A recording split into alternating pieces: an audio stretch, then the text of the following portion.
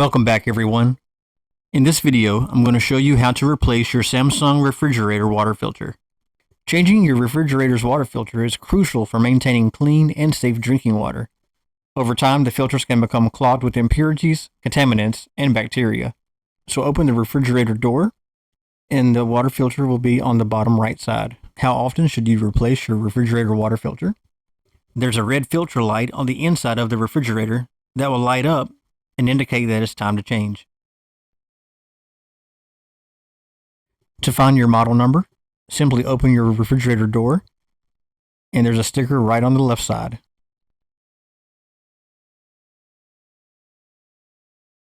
So we're just going to grab the water filter, turn it counterclockwise to unlock it, and then just pull it out. This is the replacement filter that I'm going to use. The Samsung name brand was about $50 for one filter, and I bought 3 for $25 online.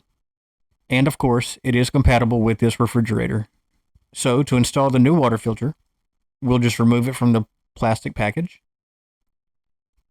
and it'll be the reverse order that we took it out. You just put it in and turn it clockwise until it locks. Now, we're going to reset the filter light. So to begin, we're going to unlock the buttons by holding down the lock button for 3 seconds. Then, hold down the ice maker button for 3 seconds as well, and the filter light will reset.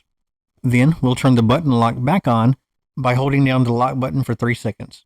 And that's all there is to it. If you found this video helpful, hit the thumbs up button and subscribe.